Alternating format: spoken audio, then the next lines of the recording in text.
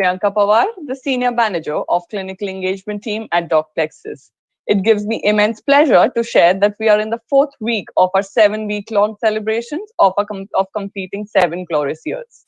I take this opportunity to thank each and everyone on behalf of all my Docplexians for your constant support and love over the past years. The Master Series is one of our many interesting activities that we have been carrying out as a part of a 7-week celebration. The Master Series were developed to help you, our healthcare providers, understand the 4 broad areas to make your practice better and increase the touch points with your patients, based on avenues like medical legal, brand development, finance, and online social presence. Today's session of Master Series is focused on patient reviews, how to get them online, managing the positives to negatives. So let's quickly take a poll to understand from everyone to see if reviews really matter in driving patients to your practice. For those of you attending the webinar that's streaming on our webpage, you will see the polls on your screen.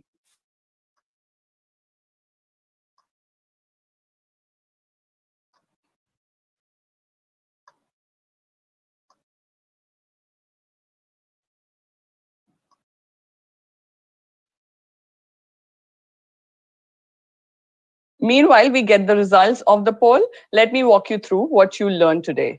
In this masterclass, you learn the proven 5-step strategies that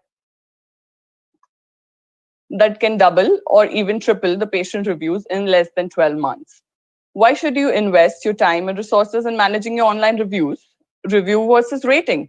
Better to have more reviews or higher rating? Where's the balance? How to ask happy patients to write you a review. How to handle the negative online reviews and turn them positive. So we have got a power-packed activity ahead, and stay tuned, everybody.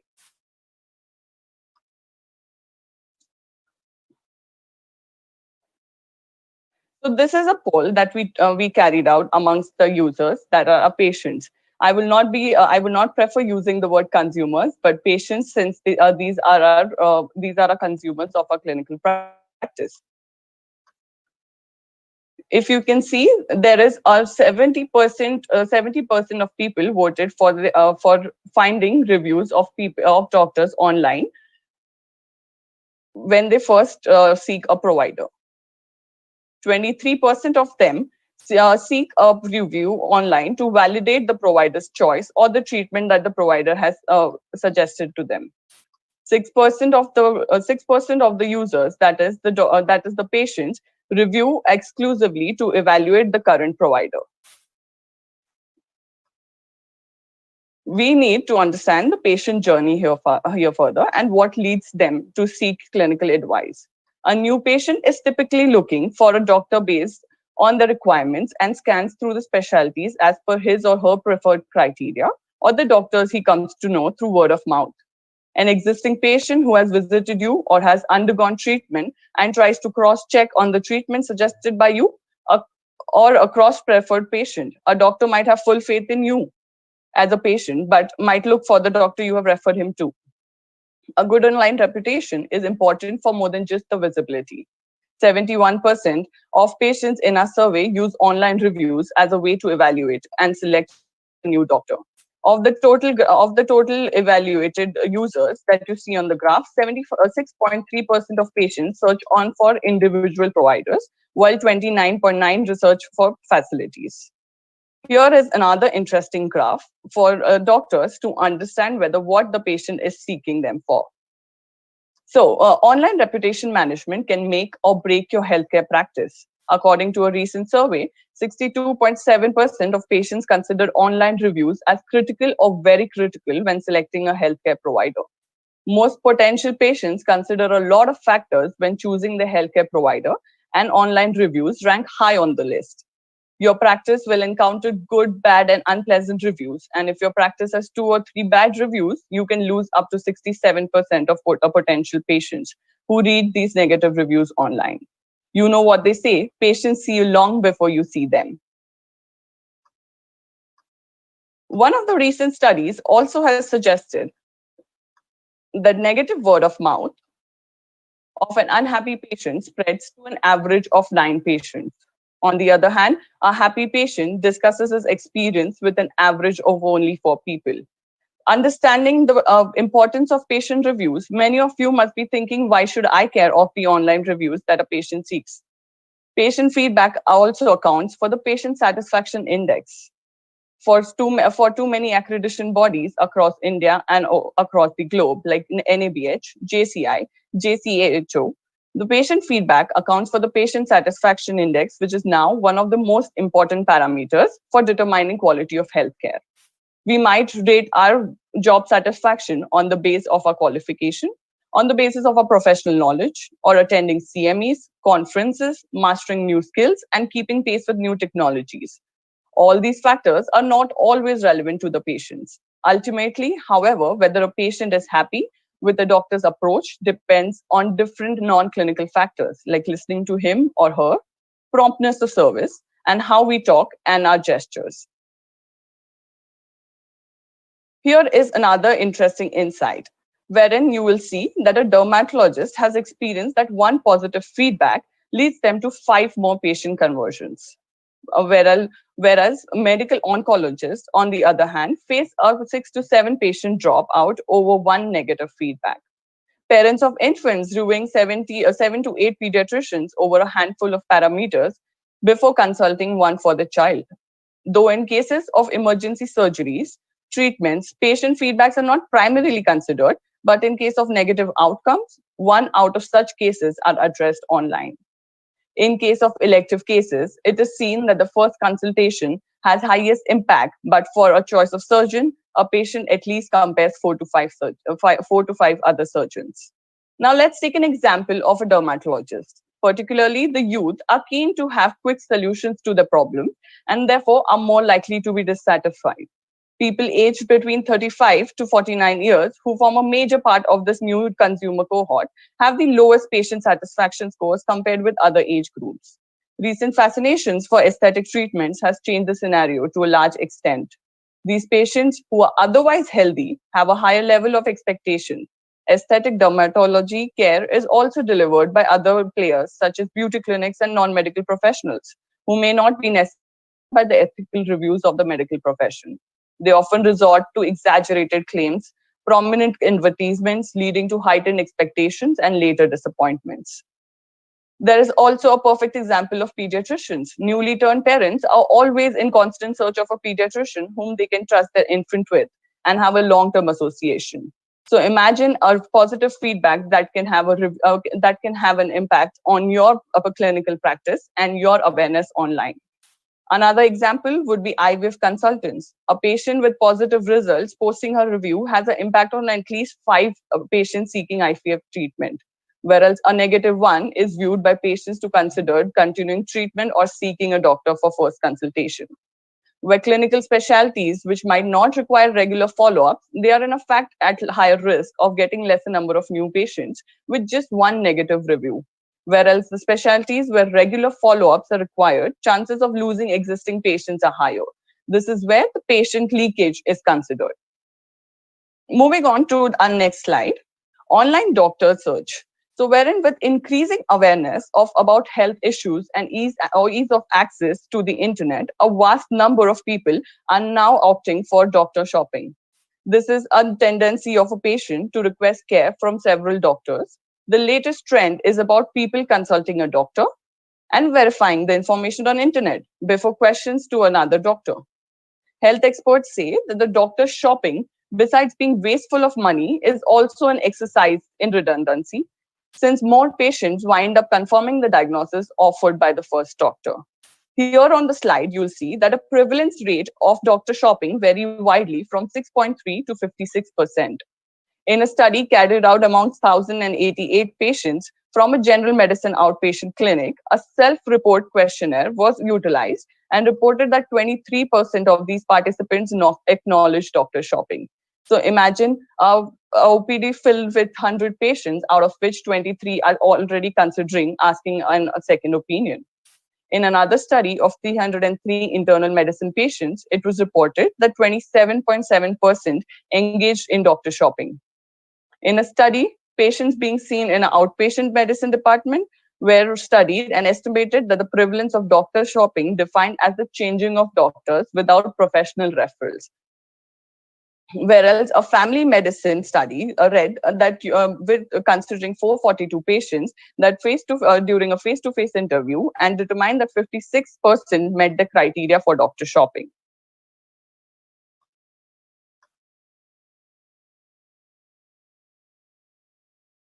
Excuse me for this. So quality of care and things like cost of care are something that we need to consider when it goes into the final decision of a doctor choice. Quality of care, and it is just not about your clinical expertise, but the ease of access to interact with you, your responses, you involving them in the decision making. Cost of care, that is, one needs to know the current market trend, because no matter how good your clinical expertise is, the financial aspect forms one of the most important criteria for patients to seek healthcare. Wait times. How would you define your wait times? Certain indicators should be maintained, like time taken from the patient registering to being initially assessed, from initial assessment to diagnostic investigations, from investigations to primary diagnosis, and finally the treatment. Experience with staff is something that every patient remembers. The visit to your clinic or the visit to your hospital is something that the patient takes back as a memory, and also forms one of the most important factor of choosing you as the healthcare provider. So the staff needs to be courteous, empathetic, and mindful of patients' time. There are certain things like ease of booking appointments, the smooth flow of ability to book for a patient, as well as maintain a time slot for them to which you have promised them or have called them to your clinics. Accuracy of diagnosis is one such important thing, wherein a doctor has to take care that the patient is also involved while making the decision for his treatment, as well as is well informed of what you've diagnosed the patient of. Amount of time spent with the patients. After waiting for an hour, imagine the patient only gets to spend around 15 minutes with you. How would he take that memory back at home?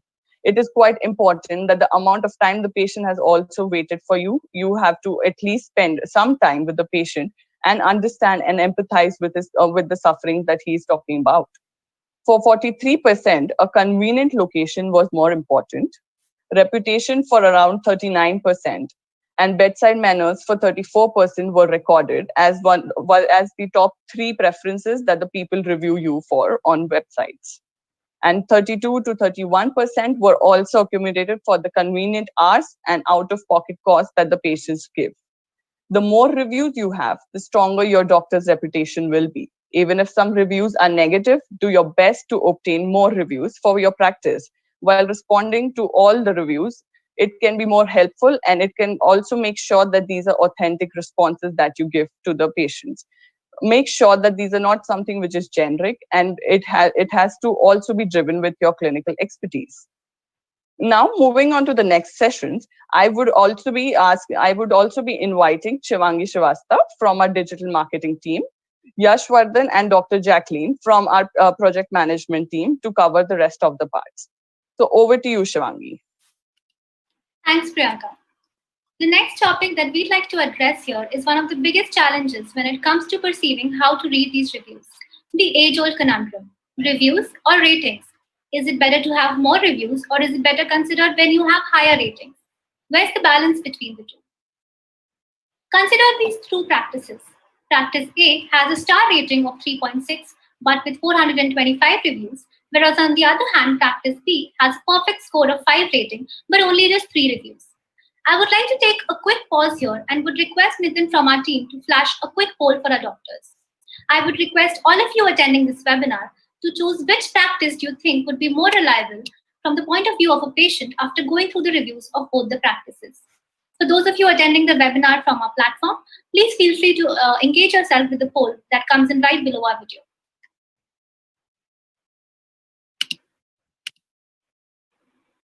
Nitin, if you could please let us know when the results are ready.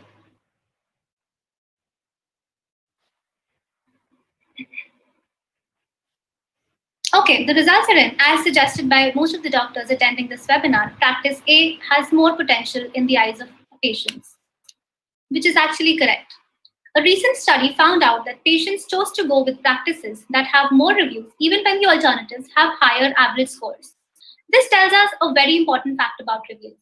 Online reviews have their good and bad points based upon the type of feedback given. Let's consider a very small example here. Imagine somebody leaving a 1-star rating for a hospital with the following comment: "This place should go out of business or be burned to the ground." It's not really giving any feedback that would be useful to me as a patient. But a 1-star rating that talks about specifics in terms of wait times, appointment issues, or horrible staff attitudes will definitely give the patients a pause and make them read the reviews from others. These results show that patients are looking at reviews with a very critical eye, and they won't automatically believe everything they read. This is great news for providers who've dealt with exaggerated reviews, especially since many review sites don't really require any verification before these reviews can be posted. This brings us to a very important question. How many reviews qualify for a mental minimum for an average patient to trust your practice?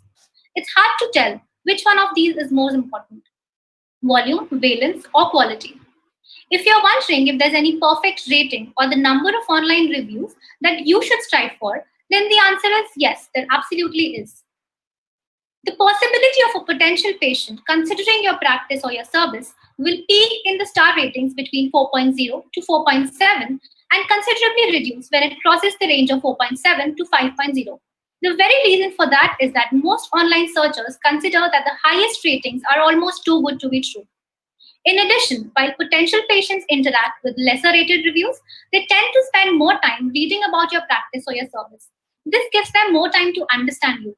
As a result, the potential patients are more likely to convert. As a matter of fact, the likelihood of a patient coming to you is 270% greater if you have a minimum of 5 reviews than him or her considering a practice with no online reviews. Quantity wise, the range between 5 to 10 works as a brilliant mental minimum for a patient. But without a perfect rating, your potential patients probably won't even bother going through all the reviews. And if they do, they expect to find helpful information that comes directly from your past patients. Here, three major motivators play a very important role. One, authenticity, which means stories that come from real people. Second, helpfulness, which has enough user information. And third, honesty and unbiasedness, where there is no incentive for the patient to write a review for yourself. So, what does an ideal review look like? By an ideal review, I am basically referring to two things here. What motivates the patients to write a review, and what factors does a patient consider while reading a review and choosing to go to a practitioner? As you can see from the graph, various factors like friendliness, ease of appointment, wait time at the clinic, clinical facility in terms of cleanliness or staff, and billings roll in for a patient while he is writing a review. Whereas on the other hand, the factors that determine a patient's decision to choose a healthcare practitioner after going through the reviews is the overall rating, quality of care, doctor history, patient experience, and office pictures. I would now like to request Yash from our team to discuss further how should medical practitioners be asking or rather prompting the patients to write them a review. Hi, Shivangi. Thank you so much for the introduction as well as briefing us on how the reviews and the ratings goes. Now, coming on to the next section on how do HCPs actually ask for reviews and why do they struggle so much with the reviews when they can actually ask for one. The first case which we hear about is how common is that practice that we are uncomfortable asking for reviews and how our clinical practice was, how was the experience in overall with our patients. So often it feels too high pressure and it becomes awkward with your patient because the practitioners are really afraid that it will strain the patient doctor relationship. Now the perception is usually misplaced in these cases. Now the second most common struggle is from the medical practices that when they do ask for the reviews they do not get many. If you are asking a person to provide their honest review on how they liked your practice, what will happen is they would refrain from giving you a review, fearing the anonymity as well as the condition that they're going through. Now, this usually means that they aren't asking in the right way, and it might be also the case that it's not the right time and with the right tools. Although there is no such thing that one size would fit every patient, but then we'll discuss the key strategies on how you can effectively set up an autopilot system to ask for a review without being too pushy. Now let's move ahead and see how do we actually time our requests and ask our patients effectively so that they are ready to give their reviews. Now, the first area is when they step out of your practice, they obviously sit around, wait for a minute while they gather their belongings and step out. So this time can be a crucial moment when when you can ask for a review. What happens is that you can ask in a thoughtful and a meaningful way when you want your review to be better timed, with different ways that you can send out an email. You can keep a tablet at your reception desk where you can ask them to write a review then and there itself. For example, a hospital doesn't want to ask people for reviews while they are undergoing a difficult treatment, any cosmetic surgery, or they just do not want to ask people to review them while they are still recovering from that surgery. We have to pick a sensible time when we are following up with them so that we can understand that they are in a safe zone and they are willing to provide a review to us. Now, we have to provide them reminders as well by giving them a follow up call. Usually what happens is when patients come up to you after their treatment, they need to specify certain things about how they are doing, how they are feeling about the treatment, and how they are faring after the diagnosis. So these times are really crucial where you can ask your patient for a review, whether they are feeling better, if they are happy with your service, if they are really, really happy with your practice, they'll definitely give you a positive or any other kind of a moderate review online. Also, what we can do is we can provide them a handout whenever they are stepping out of the clinic, which can be in form of a card or a piece of paper, which can be attached to their receipt itself, or even a sticker which can be which says that please review us online. All these small things will actually gather up to maintain more reviews and understand your practice on how you are faring with your patients. Now, moving ahead, what happens is we have to engage our patients very effectively. We have to identify who our loyal patients are, who keep us who keep coming to us again and again with their ailments, and we take care of them by encouraging to share whatever they are feeling, however they have been through the entire process, right from the appointment status to completing the treatment. And what eventually happens is when you take care of them, they take care of you. How do they do it? They just give a small review online on your Google Maps or any other platform that you are in. They'll give a small review about your practice or your overall experience, how friendly were you with them, and how well you have treated them. Now, you may be surprised often how, yes, it's actually up to you how you identify your patients, and often best ask them in person, which is the best way to do that, and provide them a follow up email to remind that you haven't yet given me a review. It would be really great if you can come up to me and help me out in increasing at my practice. Now, there are other ways to send out reminders, which is possibly via an email or an SMS, which works best. So you can ask them that thank you for thinking about my practice. Can you please review us on a review site or any other hospital site which they have? You can ask them because their opinion really matters on how their practice was. How did we do? We would love to hear your feedback and such motivating things. Now, sending them a personalized email after an examination is an easiest way to ask for an online review without actually asking. We can also send up a follow up mail, thank the patient for coming in, and ask that if everything went well. Now, automating these requests is also an ideal way for medical practitioners to collect reviews, and it is a strategy that is likely to have the most impact on generating a large number of reviews and improving your practice as well. After an appointment, what you can do is just send an email asking for review. The timing can make all the difference. If you send the email right away, then that person will definitely lose interest because it takes time for a person to go home and sit and relax and then look at that email. So timing your request 2 to 4 hours after the patient has visited you is a perfect time. Now, it also affects their behavior on how they give a positive and negative reviews. So it is all obviously important to establish rules. For example, if you are a plastic surgeon performing a tummy tuck, you do not request send out that request after a few days after the surgery, but rather after a follow-up treatment. Because after you have followed up with a patient, you have understood whether they are having any follow-up ailments or they are featuring any side effects. So that is the best way to understand whether that person is actually feeling comfortable about the entire treatment or not. Now, the best way to automate any review collection is via email because it is readily available through customer relationship management systems. And you can create a workflow where you can send an email request to patients individually and in a personalized manner where they meet your conditions as you outline them. Now, the ideal wait time for any surgery cases is 2 days for their consultation so that you get a follow up properly and understand how they are faring. And obviously, it is very, very necessary to take care of your loyal patients.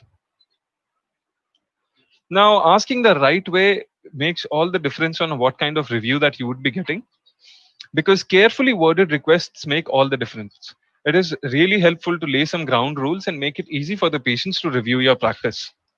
You have to remind your patients that they do not have to elaborate the details about their visit. Provide them examples of general statements such as the doctors are very caring, the doctors are really friendly, the doctor took care of all the small areas where it should be looked upon. And you have to take time to answer the questions so that they could demonstrate well. You have to give the patients an option to submit reviews anonymously, or you have to inform them in such a way that you will remove their names if they submit a review. If you reply publicly to a review, either to thank them or to refute the reviewer, just in case if you have received a negative review, do not disclose any of their personal information because it disputes the entire patient doctor confidentiality. You should make sure that there are no details about their visit or their name, or do not make any general statements or state your policies. Make it very clear that whatever that you are using the review for, where it will be shown. You should be very transparent regarding the reviews because people often see that only the positive reviews are being shown and the negative reviews are being hidden. Providing a negative review also helps you in such a way that you have to show that there are both sides of a coin. Nobody can be perfect, and the best way is to improve through feedbacks.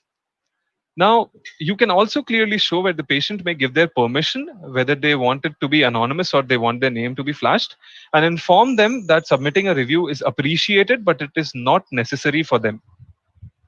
There are six parts to asking the right review: that you have to request your patient to do a favor, you have to reassure them that it will only take a few minutes, you have to remind them on how this will benefit your practice and eventually help them, and you have to run them through the entire procedure on how they can fill in the review, what all points that are there, and you will be sending an email for a follow up. Make sure that you record all their primary email addresses and ensure them that it will stay confidential and it will not be used for any other purposes. And finally, reach out to them and repeat how much you are looking forward to reading their comments. Now, these are some of the aspects that you can keep in your mind. You can revisit them, and there is no perfect way to time it out. But then again, everything matters on how you deal with your patients well. You have to understand every patient properly and make sure that they are comfortable by giving their reviews. Now, moving ahead, we will be going towards more case based opinions, and I would hand it over to Jacqueline so that she can run you through the presentation ahead. Thank you, Yash. That was quite insightful. I'm sure our viewers have a good understanding of how to ask for reviews. Quite difficult, and I think we've gotten a few questions on that front as well. So now that you know how to ask for these reviews, what do you do once you do get them, right? Especially the not so great ones. So that's what the next section is going to deal with: how to address negative reviews. So before we get on in detail on addressing negative reviews, let's take a quick poll, right? So we'd like to understand, what do you think about negative reviews? Do you really think that they do change patient sentiments? First of all, in addition to the last section that we had, let's all try to understand from our audience whether it is that they struggle to take reviews from their patients. It's a simple yes or no. So please take a few seconds to answer this poll.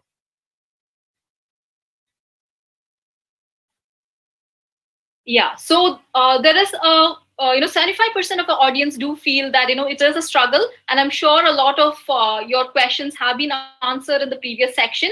Whereas we do have 25% who seem to be doing quite well on this front in terms of understanding and able to get the response. At this juncture, we'd also like to take our next poll on negative reviews, on trying to understand, do you really think negative reviews have the potential to change patient sentiments? Could we have the next poll, please?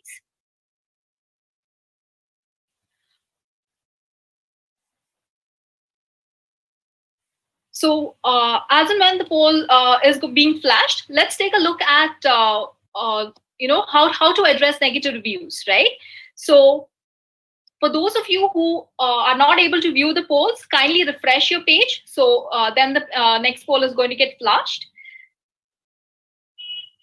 So coming on to analyzing these reviews and addressing negative reviews, right? I think this is a challenge that a lot of practitioners do face in their practice. So no matter how wonderful you and your staff try to create great experiences for your patients, no one is perfect, right? So you will undoubtedly encounter good, bad, and unpleasant reviews in your practice. And in case you have back-to-back, let's say 2 to 3 negative reviews coming up, it can cost you up to 67% of potential patients. This has already been discussed in our first session, and that's a lot, right? That's a humongous number.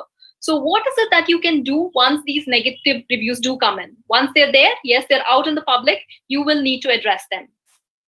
While it's true that you cannot control what reviewers write, you can control how you attempt to respond to these negative reviews in a way that makes your patients feel heard and may even prompt them to change their sentiment, right? So let's move on. So what is the redressal system, right? So here, before we're getting into specific examples on some of the negative reviews and how to address them, let's look at basic pointers that we need to keep in mind no matter what the review is. These are just a few tips that will help you sail through in addressing these. First of all is acknowledging the review, right? It's important to understand, acknowledge, and apologize if required, right? Apologize to the patient for any negative experience that they've had in their interaction with your practice, even if these claims are sometimes not true. It does happen that a lot of patients sometimes exaggerate. It could be a perception, it could be an expectation mismatch, but it's important that you acknowledge and apologize for the experience that they've had. Display sympathy to show patients that you really care about everyone who walks through the door. We will get more into navigating apologies and how to do it right with a few examples a little later on. The reason I'm saying this is when it comes to apologies, it's a little tricky and you have to maintain balance, because you need to keep in mind that when there is no wrongdoing, you shouldn't acknowledge the wrongdoing. It is one thing to empathize and understand what the reviewer is trying to say and acknowledge and apologize for the experience that they've had. So we'll discuss more a little later. The second pointer here is to highlight your commitment to great service, right? It's important to let potential patients know that whatever unpleasant experience that they've had, it's a one-off experience, and it is not a representation of the service that you usually provide. Saying something simple as, we aim to provide the best of services to all our patients, and I'm sorry you had this unpleasant experience. I think that means a lot, and that would feel the patient feel heard. The third point is to take the conversation offline. So you do not want a lot of interaction happening on negative reviews in the public domain. So dealing with an unhappy patient is best taken care of out of the public view. So try and leave a phone number or maybe an email address where you can discuss further, understand what was the exact experience and what was the expectation of the patient, and discuss it further offline. So here in this particular example that's displayed here, you can see all of these pointers that has been well captured. The experience has been acknowledged. An apology is provided for the bad experience that the patient has had. Secondly, the priority that has been placed on the kind of commitment to service that the practice has, and also providing details to take the conversation offline. So moving on, let's look at a couple of examples on various negative feedbacks. We'll be looking at 5 specific examples in this regard, one by one, on what is the review that came in, as well as what is the possible response to such a review. So at this point, let me just mention to you that all these reviews that we've gathered, these are through online sources only for the purpose of the discussion and to kind of delve into what sort of approach works best. So the first one here is with regard to a patient's experience with the plastic surgeon. So if you take a few minutes to go through the review itself and also the response, you will see that in this particular example, the patient accuses the doctor of gathering paid reviews and attempting multiple surgeries on patients to make extra money and even intentionally failing the first surgery. That's a lot of accusations being thrown out and a lot of extreme language being used, right? But if you look at the response here, you see that the doctor takes a very genuine response, wherein it couldn't have been very easy for the doctor, right? It's out there in the public domain, a lot of exaggerated, it could be, claims that are not really true, but it's out there in the public domain, and the doctor has taken the time and the effort to acknowledge this review. And what has been done here is the appeal to the humanity of the profession itself, right? So the patient is being listened to, and the doctor is genuinely sorry for the way the patient feels. He approaches every topic that has been mentioned, even if it's the paid reviews, as well as they genuinely try and clear up the confusion wherever possible, right? So this is a very clear example of a genuine response that is being displayed. And to further understand, it's always better to not go on a tirade in the public domain itself. To further understand what were the exact expectation of the patient, it's always best to provide a number or an email address where the practice can be reached to get further details on the experience that the patient has had. Secondly, we're looking at a response to a dermatology practice. The response here is more candid in nature. So here, if you see, the rating is a 2-star rating that the patient has provided. The patient also lashes out at the doctor for enticing his patients with this spaceship-like clinic, sporting luxurious look and delivering overpriced services. Now, this might be quite a common review that comes in, especially when it comes to cost of services, right? But take a look at the response that the doctor has provided here. The response is very calm in nature, and the criticism has been handled well, avoiding any sort of direct rebuttal. So this is quite the opposite approach to the one that we've seen previously. For this type of response tactic, you need to be responding, but still keep it very professional and short. This is a great negative feedback example and a way to respond to it. And the review here in this case is more opinion than fact. And this usually happens, right? This is more about the perception of the patient, whether it's regarding the services or the amount charged for it. So understanding what exactly was the patient expecting and responding to that, keeping the response very short, precise, concise, and to the point, but maintaining professionalism is the way to go with regard to such kind of reviews. Moving on, let's take a look at the third example that we have in store for you. This is particularly with regard to a patient seeing a doctor in the family medicine practice. So here, the patient provides a 1-star review. The patient is infuriated with disrespecting her time and arriving late for every appointment. Now here, in this scenario, it is not with regard to the direct patient care, but it is more about professionalism and more about respecting the patient's time. So here, a measured response with a short and sweet apology would do the trick.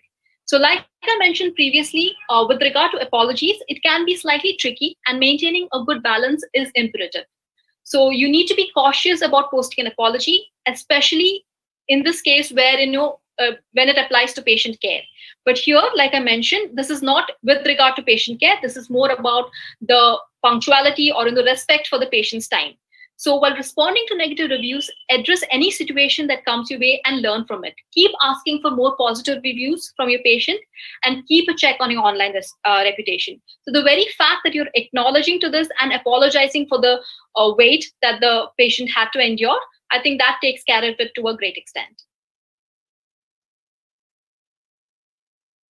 Moving on, we have the honest response, right? So here, once again, we see a 1-star rating, and a lot of strong language has been used here. The patient has gone all out and called the treatment a scam. The review is condemning the doctor for overcharging and calling him dishonest. However, the doctor here graciously thanks the patient for writing a review, acknowledges the frustration, at the same time tells their side of the story. So this is important. A lot of questions come in when they say that the claims made by the patient or the reviewer is not true, right? So it may not be true. So at that point of time, it becomes essential that the doctor or the practice, they put across their side of the story as well. So finally, we have one last example here, wherein it's an ophthalmology practice. Here, again, there is a 1-star rating followed by a harshly negative review. The response here is quite concise. It is professional in nature, while at the same time it expresses concern. It does not acknowledge any wrongdoing. And this is a great starting place for anyone responding to negative reviews, but is quite unsure about how to approach it. So I think these are some of the examples that we've been able to put across. I'm sure you might have come across some of these in your practice, and probably you've got a fair bit of idea on how to deal with it. So the key points on responding to negative reviews is acknowledge the review, apologize if required, apologize for the experience if the expectation is mismatched. Thirdly, empathize with the patient, because that helps a great deal. Mention about the care of service that you normally provide to your patients, and take it offline. Take all subsequent discussions offline. So I hope that helps. Given that, I would like to pass on the presentation to Shivangi. I think we have one last poll that's remaining. So if you want to take that up now with regard to negative reviews, we can do that right now. Thanks, Jacqueline. I think explaining these reviews, it was very effective in understanding that there's actually no one shoe fits all strategy when it comes to responding to reviews, whether they are positive or negative. Just that this approach needs to be personal, genuine, candid, and sincere. I think we all will agree with the fact that the voice of the patient is more persuasive than ever today. Maintaining or improving a practice's online reputation requires listening, managing, and responding to patients' reviews and feedback. All these methods discussed in today's master series will help you systematically not only improve your ratings, but also generate the kind of social proof that will help you in patient acquisition. As the clout of consumers on healthcare services grows, so do their options. To encourage patients to promote their practices online, providers must be able to first listen to the feedback, foster user-based relationships with patients, and consistently deliver experiences that captivate and go much beyond achieving better health outcomes. A good step zero would be to analyze where you currently stand. Answering questions like, what platforms are you currently being reviewed at? How many reviews do you have?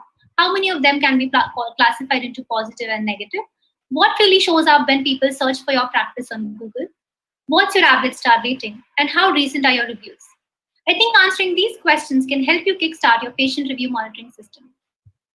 That's it from all of us today on the importance of patient reviews and how to get them.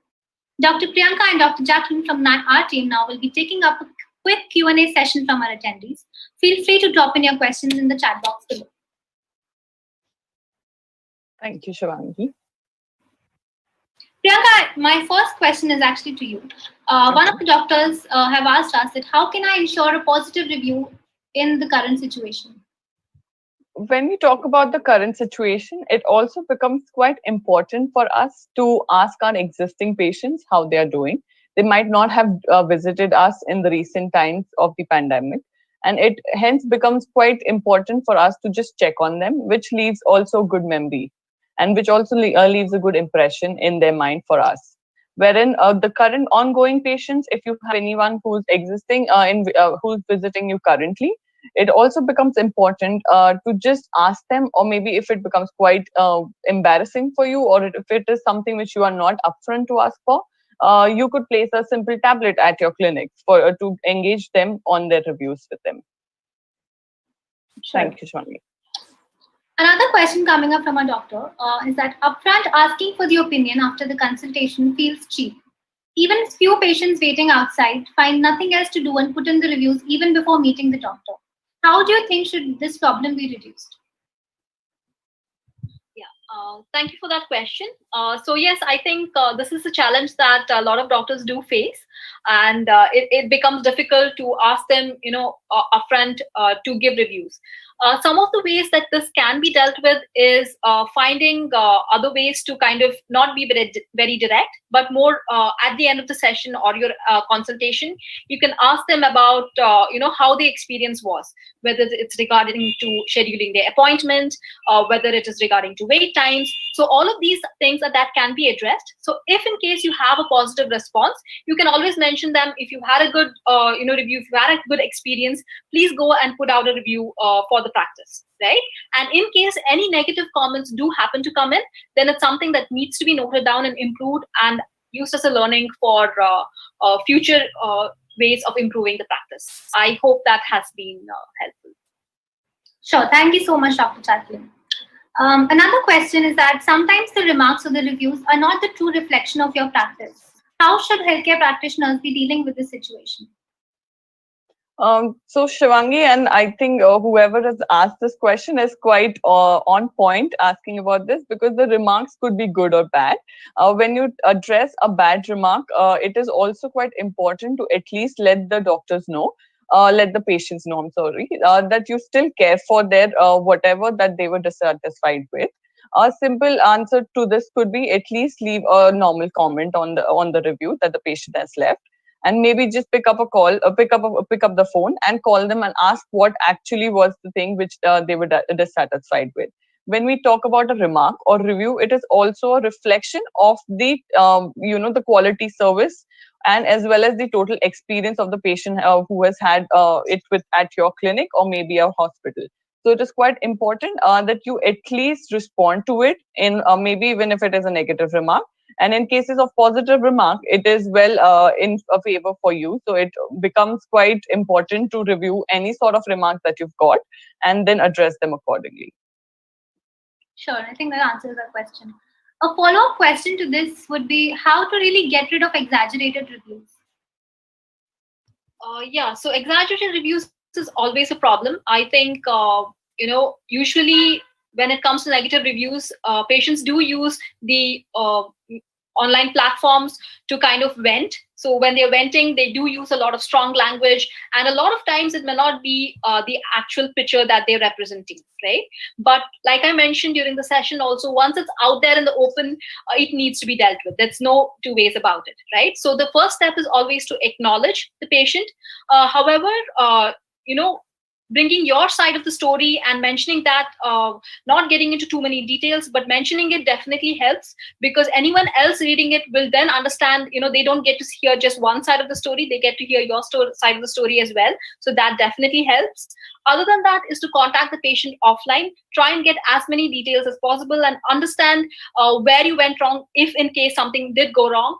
And finally, of course, if there is no truth to it whatsoever, if it is more quite defaming, then there is always the legal course of action that you can take. But we sincerely hope it doesn't come to that. So usually people use platforms to kind of vent, and acknowledging and getting as much details as possible and giving your side of the story and having it putting it out there should help you. Sure.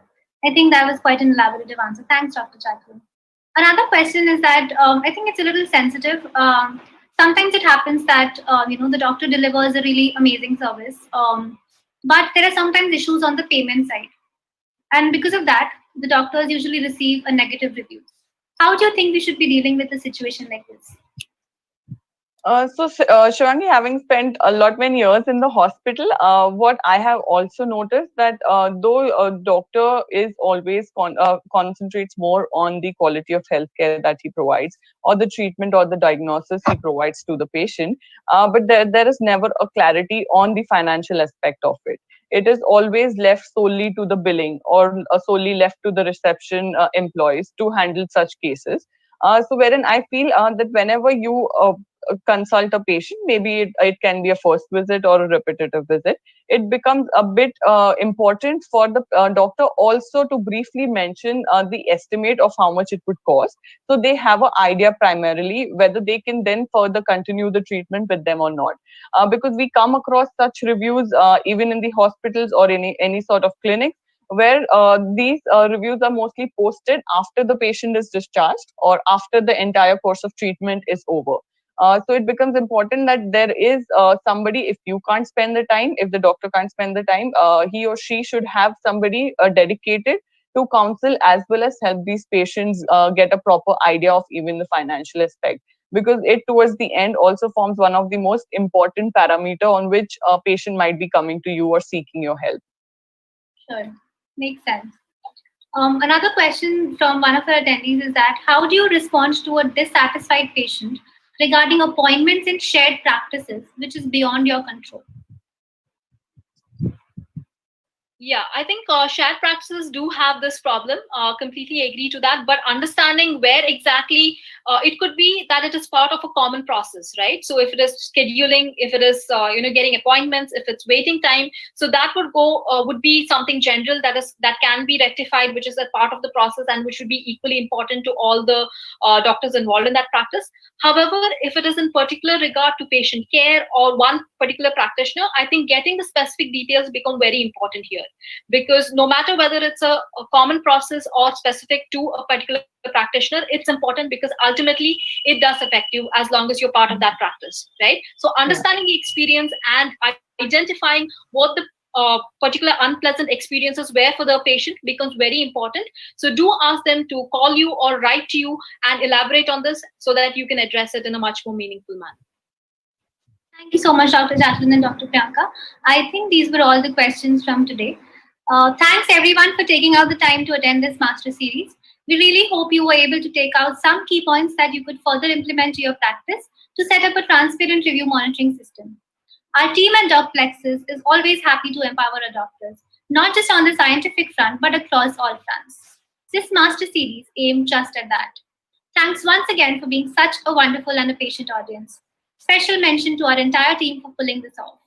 We'll be back next week with another interactive session on how to invest or scale your clinical practice. Stay tuned as we roll out further details for registrations. Till then, stay safe, stay happy, and keep Docplexing.